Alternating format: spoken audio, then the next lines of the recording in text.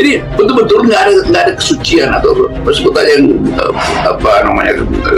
ke batin rohaninya tuh diganggu justru oleh sudut kamera.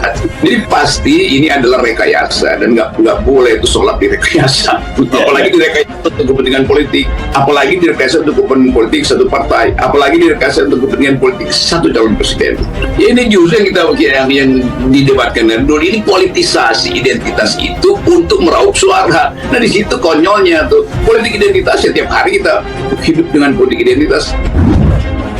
Tidak mengucapkan apa-apa ya tentang mau maju jadi presiden atau tidak.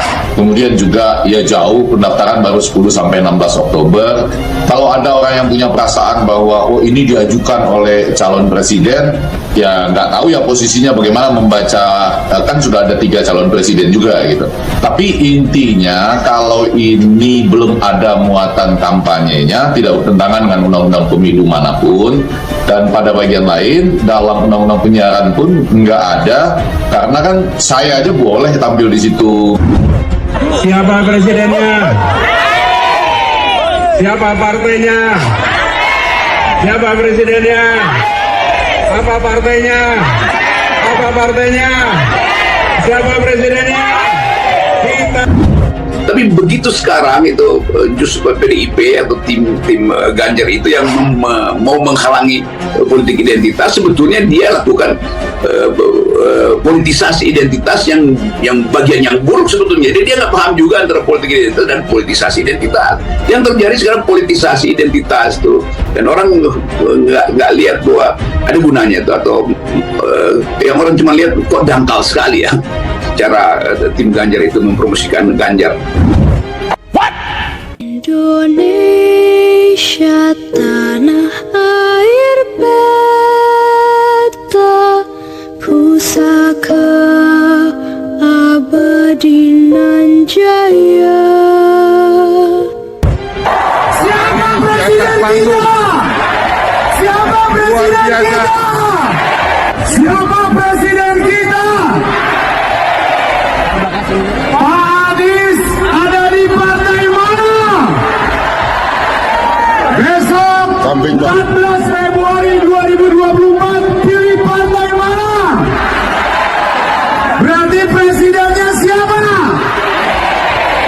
Jadi Islam punya hak historis untuk mengatakan dia memang dari awal adalah identitas Indonesia tuh.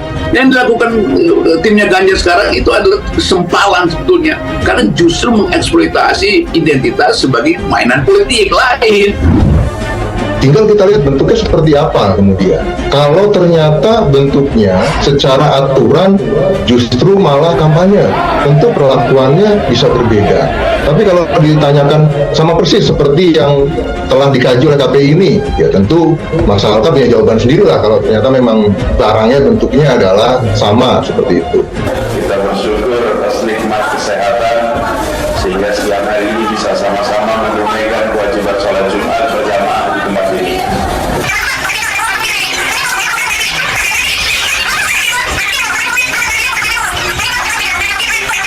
Subuh juga dari pagi kita subuhan bersama para alim ulama, kita setiap Jumat pertama kita selalu silaturahmi dengan semuanya. Tapi orang menggunakan dirinya ya sebagai identitas politik yang nggak bisa dihindarkan, itu niscaya.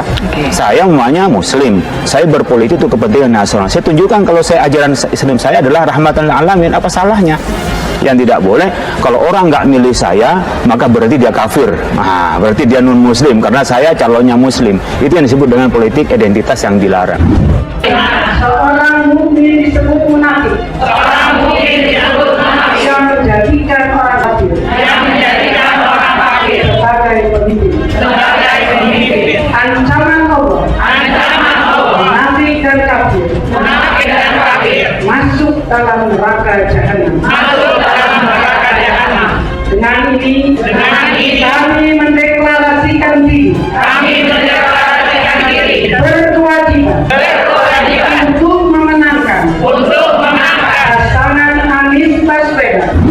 Kami Anies ini kan cuma dicomot oleh 212, kemudian diposisikan seolah-olah dia bagian dari 212. Saya kenal Anies karena dia adalah deklarator Ormas Nasdem. Anies bukan orang yang seperti itu. Dia seorang nasionalis sebenarnya. Tapi karena kebutuhan kemarin, kebutuhan dia juga perlu menang, dia ambil politik identitas yang mendukung dia sebegitu kuat di Pilkada DKI itu terpaksa harus diambil.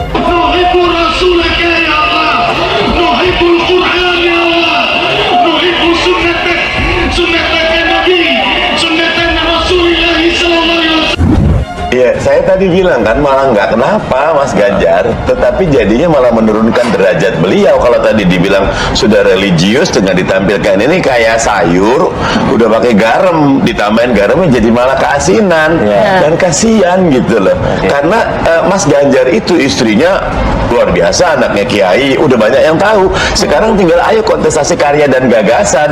Saya nyun sewu kalau Mas Anies tanya, Mas jangan tampil kayak gitu Mas. Saya nyun sewu kalau Mas Anies tanya, Mas jangan tampil kayak gitu Mas. Bersama Anies.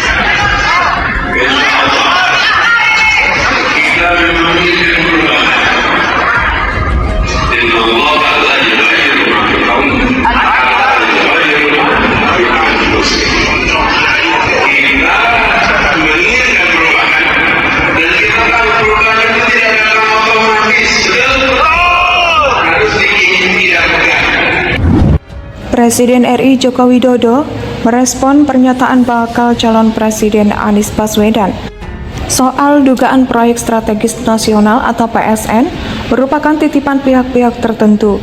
Jokowi tak terlalu memusingkan pernyataan tersebut dan meminta Anies untuk menunjukkan PSN yang menurutnya titipan dari pihak tertentu itu. Ya, ditunjuk saja proyek mana, yang nitip siapa, kata Jokowi singkat di sela-sela acara Istana Berbatik di Kompleks Istana Presiden, Jakarta, Minggu 1 Oktober. Anies mengatakan bila ada titipan dalam proyek itu, justru yang dirugikan adalah masyarakat. Karena itu ia memandang program ini perlu diluruskan supaya sesuai dengan arah konstitusi Indonesia. Pada Mei 2023 lalu, Menteri Koordinator Bidang Perekonomian Airlangga Hartarto menegaskan PSN bakal lanjut terus siapapun presiden terpilih di 2024 nanti. Ia mengungkapkan ada 156 proyek strategis nasional yang sudah rampung sejauh ini. Bakal calon presiden dari PDIP, Ganjar Pranowo, meminta baca pres Koalisi Perubahan untuk Persatuan atau KPP, Anies Baswedan untuk membuka data di balik pernyataan proyek strategis nasional yang jadi titipan kanan kiri. Yang titip siapa? Kanan kiri itu siapa? Disebut saja datanya secara terbuka. Yang titip siapa? Pakai data, kata Ganjar usai jalan sehat dengan Ketum Hanura Osman Sabtaodang di Surabaya. Ganjar menyebut pernyataan Anies itu rawan disalahartikan. Maka itu menurutnya mantan Gubernur DKI Jakarta itu perlu membuka data yang jelas. Kalau pakai data tidak akan membuat orang punya interpretasi.